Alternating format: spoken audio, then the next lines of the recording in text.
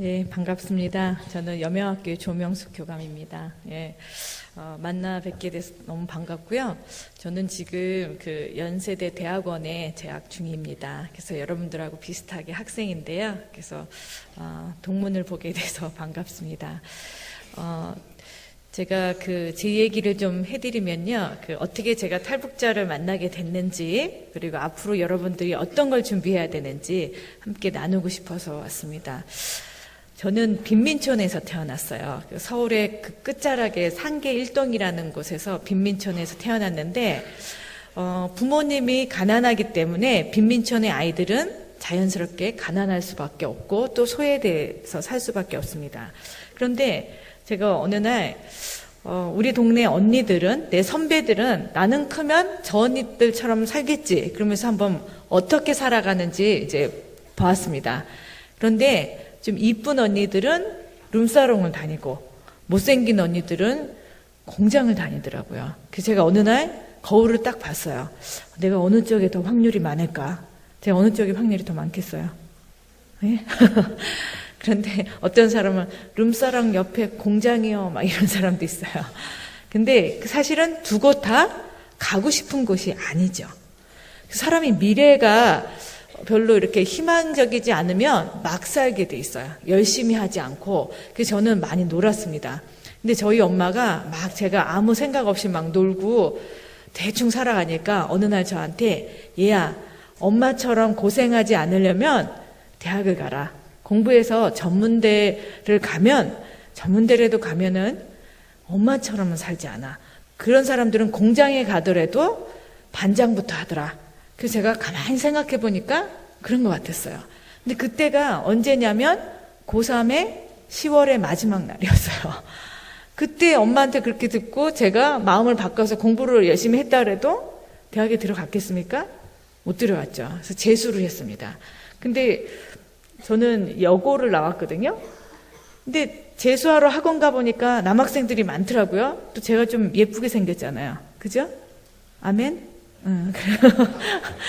그랬더니 가서 막 놀게 된 거예요. 그래서 제가 또 삼수를 하게 됐습니다.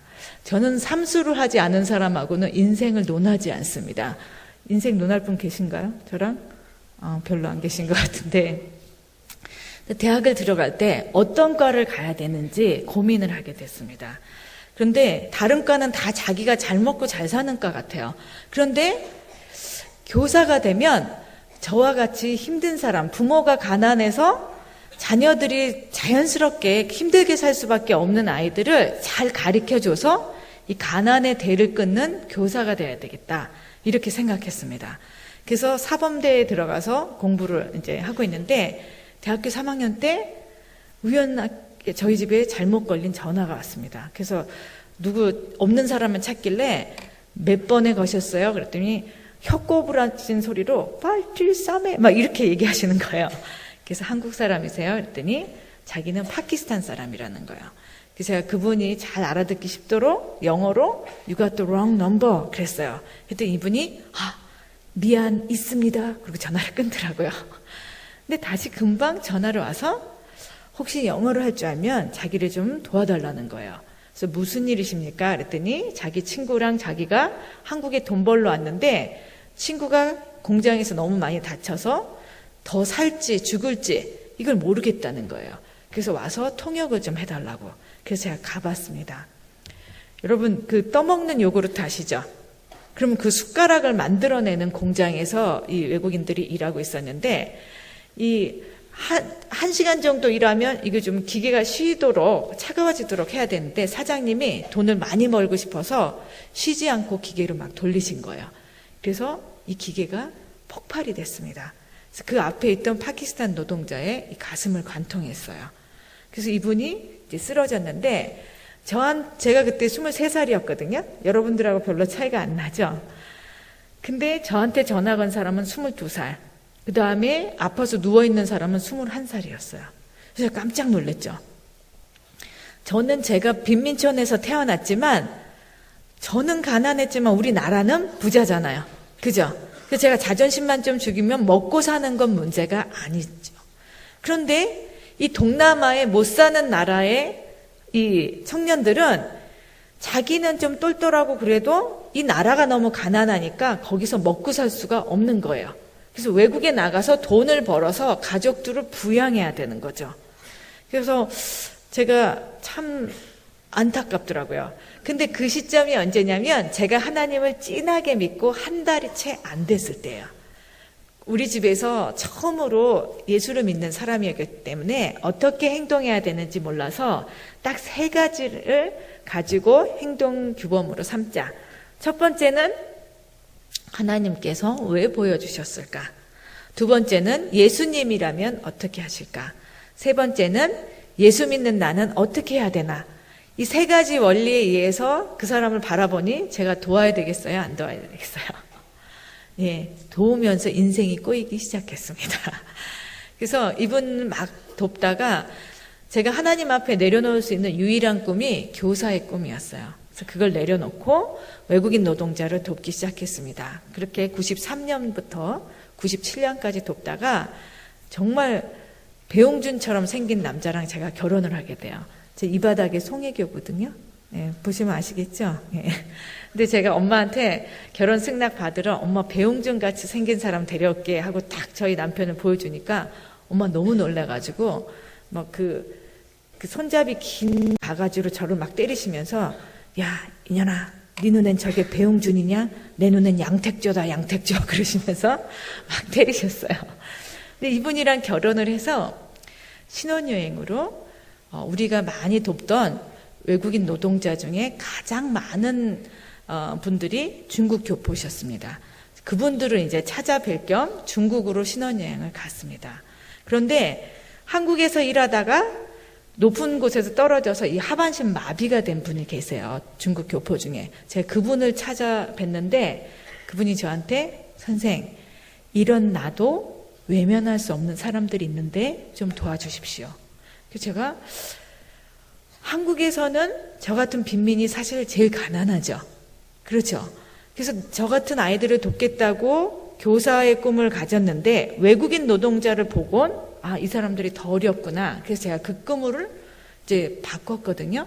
그런데 그 중에서 가장 힘든 사람이 자기도 외면할 수 없는 사람들이 있다는 거예요. 그래서 호기심이 났습니다. 한번 만나보겠습니다. 그래서 가봤더니 탈북자였습니다.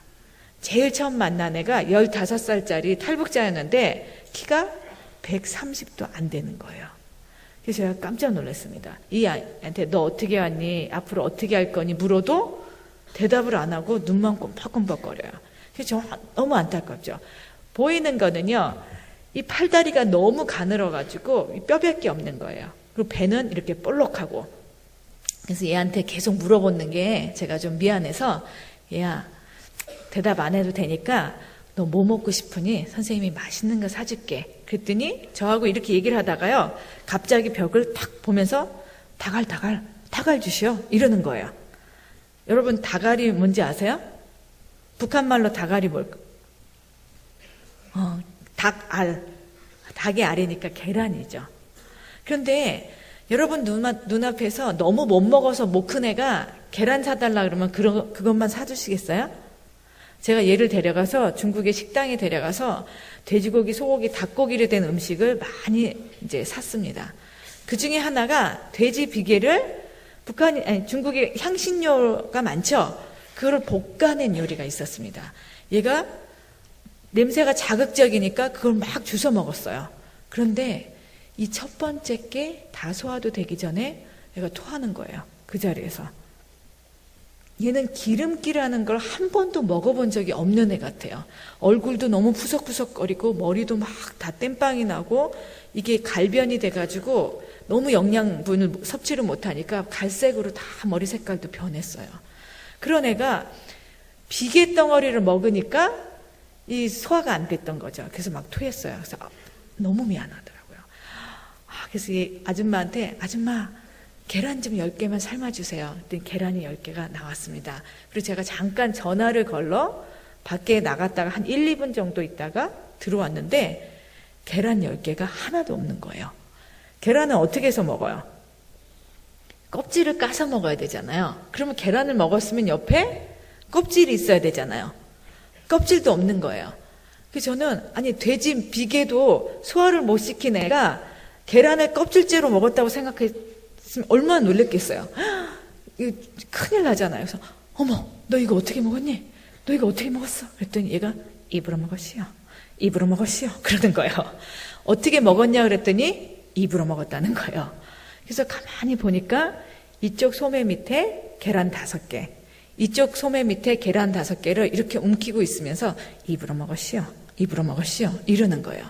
그래서 가만, 얘야, 너 먹고 싶은 만큼 선생님이 사줄 테니까 아끼지 말고 먹어라. 그랬더니 자기가 먹을 수 없는 이유를 눈물을 막 흘리면서 저한테 얘기를 했습니다.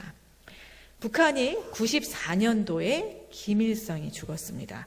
95년도에는 엄청나게 큰 홍수가 곡창지대에 이제 쏟아졌어요. 그래서 곡식을 다 추수를 할 수가 없었습니다.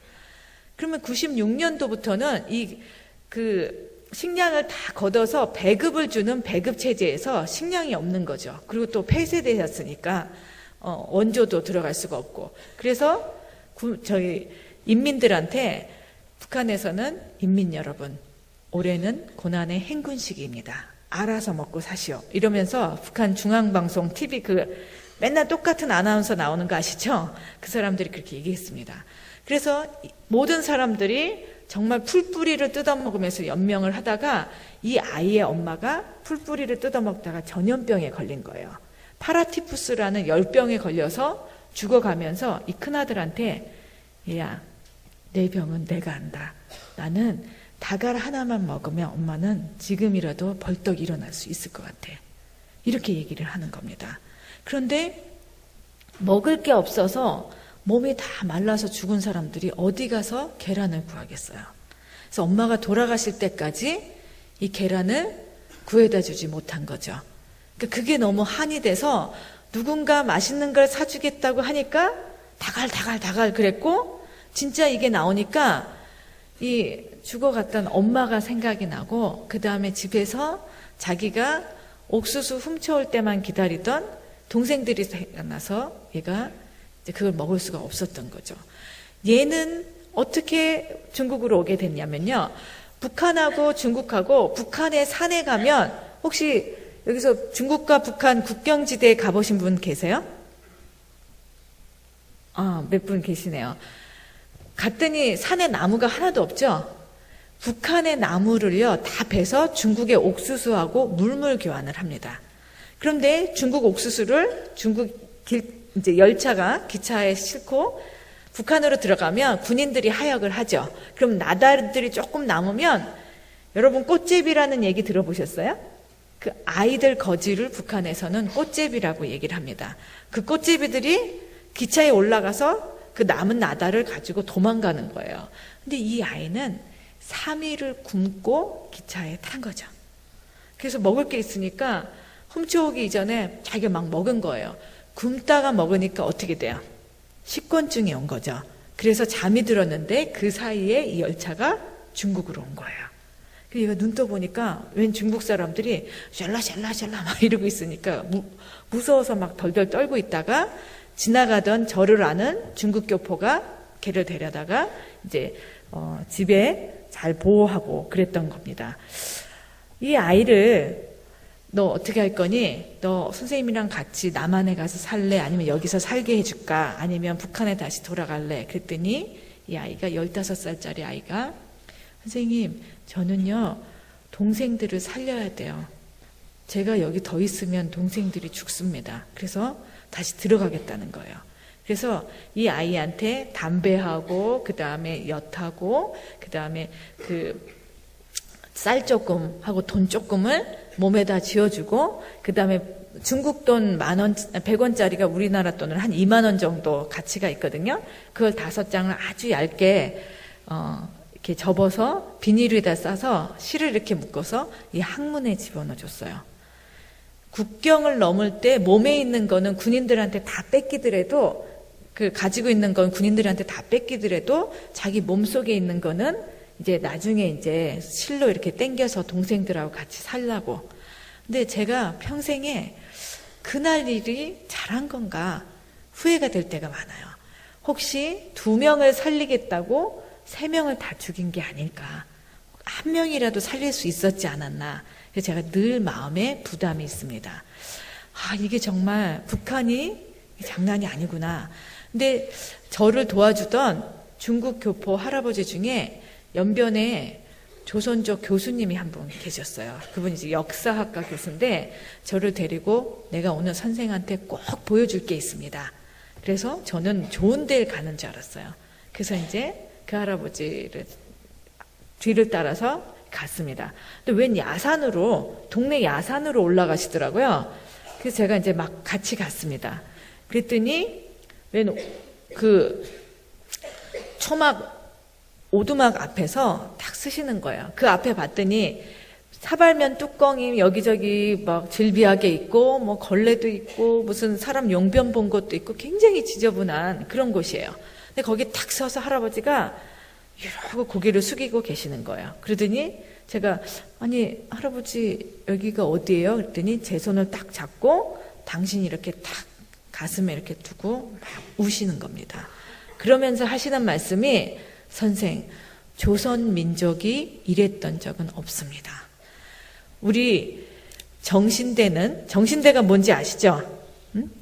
일제시대 때 이제 군인들이 너무 그 전쟁의 스트레스가 있으니까 조선의 여자들을 이제 위안부로 이렇게 만든 거죠. 정신대는 우리 민족이 너무 힘이 없어서 여성들이 겪는 일입니다. 도와주고 싶은 마음은 가득했지만 도와줄 힘이 없어서 여자들이 당하게 되는 거였죠. 그런데 지금은 북한 여성들이 전쟁 상황도 아닌데 정신대보다 더한 것들을 겪는데 남한은 도와줄 힘은 있는데 도와줄 마음이 없어서 북한 여성들이 이렇게 겪고 있습니다. 라고 얘기하시는 거예요. 제가 외국인 노동자를 해서 이해가 되게 빨리 됐습니다. 지금 한국에 외국인 노동자나 외국인이 한 120만 있는데요. 외국인 노동자는 한 80만, 100만 이 정도 있습니다. 그 중에 반은 중국 교포예요.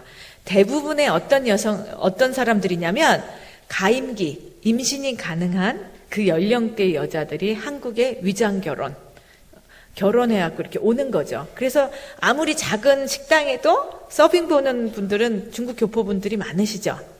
그런데 반대로 동북 삼성을 생각해 보세요. 결혼할 만한 조선족 여자는 다 한국에 간 거예요. 결혼하러. 결혼할 사람이 없는 거죠. 그때 마침 북한에서 쌀을 구하러 온 여성들을 큰아버지, 작은아버지, 큰아들, 작은아들이 한국 돈으로 한 30만 원씩 모아서 여자를 한 명 삽니다. 그래서 낮에는 집안일을 시키고 밤에는 원하는 사람이 데리고 자는 거예요. 그러다 임신을 하면 이게 누구 애기인지는 모르겠지만 우리 집안 애니까 우리 집안에서 키우는 거죠.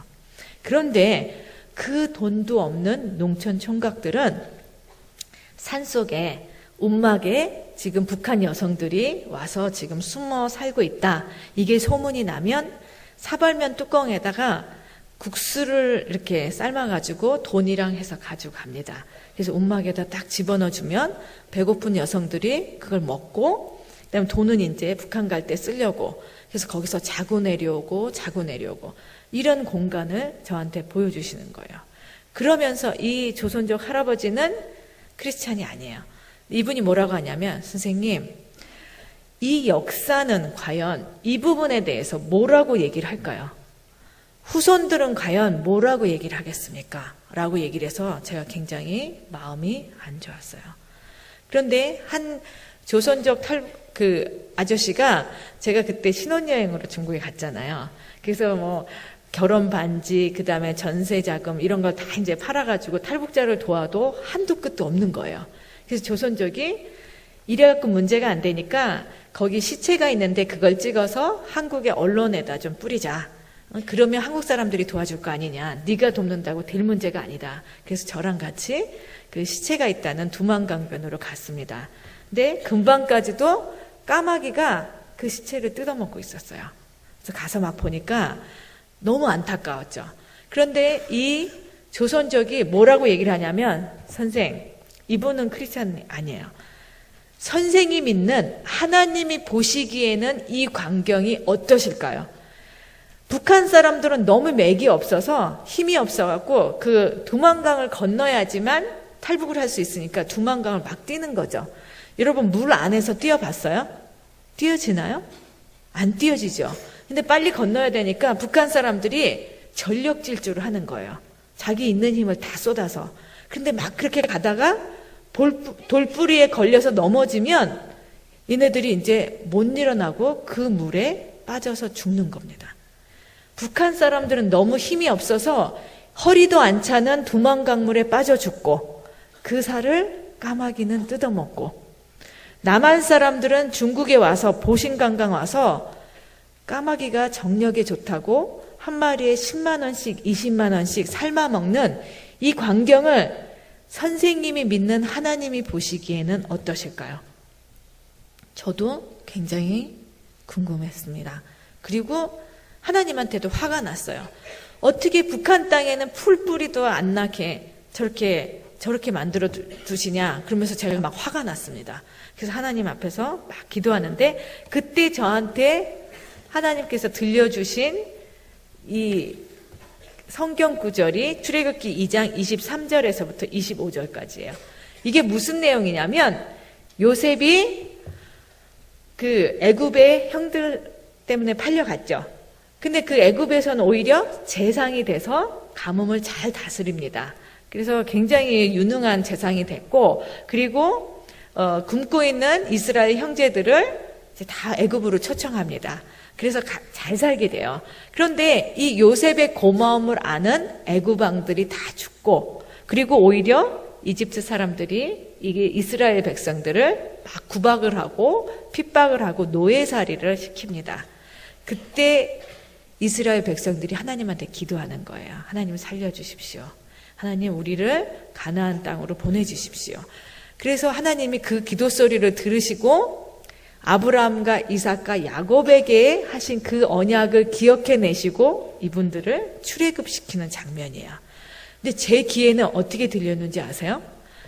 여러 해 후에 김일성이 죽고 북한 인민들은 고역으로 인하여 하나님께 울부짖으니 하나님께서 이 땅에 부흥을 허락하신 것을, 평양 대부흥을 기억해내시고 이제 탈북자를, 북한 사람들을 출애굽을 시키신다, 이렇게 들리는 거예요. 아, 이제 통일이 되겠구나. 지금은요 북한 사람 만나도 그렇게 겁이 안 나요. 그런데 그때 97년도에는요 탈북자를 만날 수가 없어요. 저희가 처음이었어요. 그리고 탈북자 하면 왠지 겁이 났죠. 근데 제가 이 음성 듣고 아, 내가 북한 일을 해야 되겠구나 라고 해서 외국인 노동자 사역을 그만두고 탈북자를 위해서 일을 했습니다. 그런데요 이 탈북자들이요 너무너무 사실은 남한하고 다르더라고요. 저는 외국인 노동자를 위해서 일을 했죠. 그 다음에 저희 남편, 그 양택조의 탈을 쓴 배용준, 이 사람은 무슨 일을 하냐면 한국에 외국인 난민들이 있어요. 그 이슬람 국가에서 기독교 믿어서 온 사람들, 그 다음에 정치적인 망명가들, 이런 사람들이 있는데 그런 일을 도와주는 일을 합니다. 제가 아주 쉬운 문제를 낼게요. 1번은 동남아 외국인 노동자, 2번은 아프리카 난민, 3번은 탈북자. 이 중에서 그 나라에서 바로 한국으로 왔을 때 한국에 대해서 제일 모르는 사람은 누구일까요? 누구겠어요? 제가 1, 2번이면 문제를 안 냈겠죠. 탈북자들이 사실 제일 몰랐습니다. 그런데 외국인 노동자나 아프리카 난민한테 물어봐서 모르면 당연하다고 생각하는데 탈북자한테 뭐 몰라서 이제 뭘 잘못 대답하면 우리는 이상하다고 생각해요. 제가 예를 하나 들어드리겠습니다. 우리 은행 이자 이러면은 외국인들은요 못 알아듣지만 그 나라 말로 얘기하면 알아들어요. 또는 뱅크 인터레스트가 은행이고 이자야. 그럼 아 그래요. 근데 탈북자는요, 선생님 우리 돈을 말입니다. 은행이 훔쳐가지 못하게 잘 은행에서 보관을 해주는데 왜 우리한테 이자라는 웃돈을 줍니까? 우리가 보관료를 내야죠. 이렇게 얘기를 해요. 그러면 제가 네 돈 1,000만 원을, 네 돈 1,000원을 은행에 맡기면 은행에서는 그거를 장사꾼한테 빌려주는 거야. 그러면 그 장사꾼이 네 돈 1,000원으로 장사를 잘했다고, 잘해서 1,500원의 이윤이 남기면 너한테 고맙다고 100원 주는 게 이자야. 제가 잘 설명했죠? 그죠? 그런데 이 아이들은 그렇게 설명하면 갑자기 이러고 보다가 막 째려봐요. 선생님, 은행지가 뭐라고 내 돈을 나한테 묻지도 않고 장사꾼한테 빌려줍니까? 기분 나쁘게 시리. 막 이래요. 그러면 교사들이 잘하는 거 있죠? 야, 그냥 외워. 그러면서 은행이자 통장, 은행이자 통장 이렇게 외우게 시킵니다. 그런데 이 사람들이 한국에 오면은요, 조사를 받고 또 주민등록증도 만들어서 이렇게 전국에 있는 임대아파트에 배정을 해요. 그래서 이사 온 첫날 막 짐을 풀르는데 누군가 밖에서 띵똥띵똥 하고 벨을 누르는 거예요. 제가 너무 놀라서 혹시 누가 날 죽이러 왔나? 그리고 여기에 이사 온 거를 아무도 모르잖아요. 이사 온 첫날이니까. 그래서 살금살금 가서 누구십니까? 하고 문에다 대고 얘기를 했더니 웬 40, 50대 아줌마가 이러시는 거예요. 네, 통장입니다. 이러시는 거예요. 통장이 누구예요? 통장 아줌마가 누군가 새로 이사 왔다니까 그걸 확인하러 온 거예요. 근데 이 사람은, 탈북자는 통장이라는 걸 어떻게 배웠어요? 은행이자 통장, 은행이자 통장 이렇게 배운 거예요. 그냥 문 열어주고 인사만 하면 되는데 얘가 뭐라고 하냐면 제 통장은 수랍이 있습니다 이러면서 하루 종일 싸우는 거죠. 근데 이렇게 이 사람들은 한국말을 하면 그 개념이 없어서 사실은 너무너무 힘든 거죠. 그런데 우리 이 탈북자들이 지금 한국에 얼마큼 와 있냐면 23,000명 정도 와 있습니다. 97년부터, 더 먼저는 94년부터 김일성이 죽으면서 그쪽 북한 사회에서 식량난이 발발하게 됩니다. 그러면서 한국으로 많이 오게 됐는데요. 이제는 앞으로 더 오게 될 겁니다. 제가 삼수에서 91학번인데요. 어느 날 저희 학교에 이렇게 강연으로 문익환 목사님이 오셨어요. 그래서 91학번 손들어 그러더라고요. 제가 1학년 때, 91년도에. 그래서 제가 어떻게 하다가 손을 이렇게 들었습니다. 그랬더니 뭐라고 하셨냐면, 네가 졸업할 때 통일이 될 것이다. 그래서 제가 91, 92, 93, 94, 94년도요? 그랬더니 너무나 확신에 찬 모습으로 이러시는 거예요. 그래서 제가 속으로 목사님 많이 편찮으시구나 이렇게 생각했거든요. 그런데 94년도에 무슨 일이 있었나요? 김일성이 죽으면서 이 남한에 많은 탈북자들이 오기 시작했고요. 지금은 또 다른 양상이 펼쳐질 겁니다. 여러분 중에 혹시 통일이 꼭 되기를 바라시는 사람 한번 손 들어보세요. 통일이 꼭 됐으면 좋겠다. 예. 어디를 가든지 통일이 됐으면 좋겠다는 사람은 한 3%나 5%가 안 됩니다. 그런데 제가 문익환 목사님처럼 여러분들에게 예언을 하나 하겠습니다. 여러분 10년 내에 반드시 여러분께서는 북한에 가서 일을 하시거나 아니면 북한 사람들하고 일을 하게 되실 겁니다. 혹시 속으로 저 아줌마 좀 몸이 안 좋구나 이렇게 생각하시는 분 계세요? 지금 북한에서는요 굉장히 어려운 시기입니다. 뭐냐면은요 지금 첫 번째 위기는 김일성이 죽고 그 다음에 홍수가 나고 그 다음에 많은 탈북자들이 탈북하기 시작해서 탈북하면서 1년에 탈북을 10만 명이 했어요. 그리고 다시 북한으로 돌아간 사람이 90% 이상이 됩니다. 그 사람들이 북한에 가서는 우리가 지상 낙원인 줄 알았는데 중국 가보니까 중국이 훨씬 더 잘 살더라. 그런데 그 잘 사는 중국 사람들이 한국에 가고 싶어서 난리더라. 북한 사람들은 그동안에 한국은 다 거지, 깡통만 차고 다녀서 여기에 다 깡통줄이 있다고 배웠거든요. 그런 사람들이 이제는 두 번째 위기가 왔습니다. 작년 12월 19일 날요. 누가 죽었습니까? 김정일이 죽었습니다.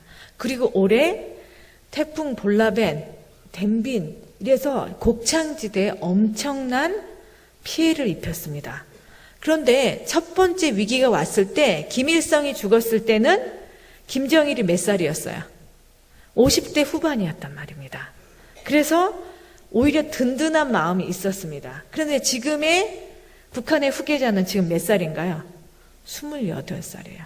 여러분들하고 별 차이가 안 나는. 그래서 북한 사람들은 저 새끼 돼지가 뭘 할 수 있겠네 이러면서 지금 굉장히 불안한 상황입니다. 여러분, 저도 아기를 둘 낳는데요. 놀라우시죠? 근데 첫애 낳을 때는 얼만큼 아파야 아기를 낳는지 모르고 정말 아픈 것보다 얼만큼 해야 되는지 몰라서 그냥 멋모르고 아기를 낳습니다. 근데 둘째에는요, 별로 사실은 과학적으로나 객관적으로나 첫애가 더 아프지만 둘째 때는 겁이 더 나는 거예요. 첫애 때는 제가 돈도 없고 그러니까 이 제왕절개 할 생각을 안 하는데 둘째 때는 제왕절개 막 이러면서 수술하고 싶은 마음이 굴뚝 같아요. 왜냐하면 그 공포를 알기 때문이죠. 북한 사람들이 지금 그 공포를 알고 있습니다.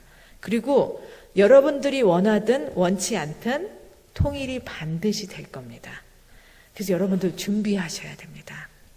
이 통일이 많은 사람들은 통일되기 싫어해요. 여러분들처럼. 그런데 역사적으로나 독일도요, 통일이 될 줄 몰랐대요. 그날 아침에, 통일되는 날 아침에 콜수상에 머리를 막 산발해갖고 저도 몰랐습니다. 그러면서 베를린 장벽이 무너졌다라고 얘기를 했다고 합니다. 한국도 마찬가지예요. 독일은 자유에 대한 절박성, 정치적인 자유, 그 다음에 신앙의 자유, 또 거주 이동의 자유에 대한 절박성 때문에 통일이 됐다면 한국은 아마 생존에 대한 절박성 때문에 통일이 될 수도 있습니다. 여러분들 준비하시기 바라고요. 여러분들이 원하든 원치 않든 통일이 될 것입니다.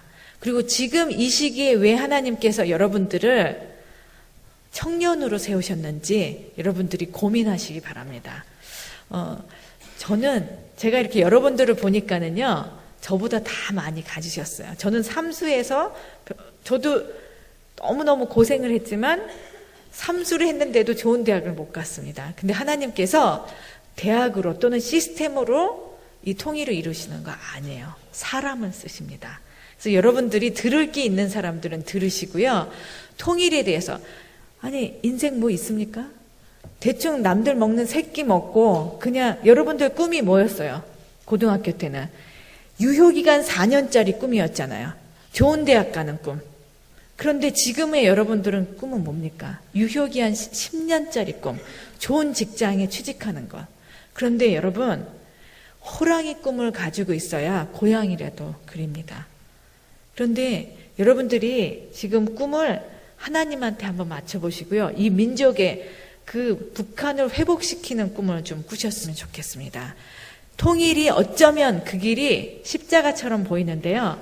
저도 사람들이 그래요. 제가 20년을 일을 했거든요. 지금 43살인데 그렇게 안 보이죠? 20년을 일을 했는데 그 중에 반을 무급으로 살았어요. 사람들이 어떻게 이렇게 사냐? 어떻게 그 십자가를 지고 살았냐? 그런데 제가 하나님께서 뭔가를 보여주시고 너 이 사람 도울래? 하면 네, 제가 그 십자가를 제가 지겠습니다 하고 딱 어깨에다 올려놓잖아요.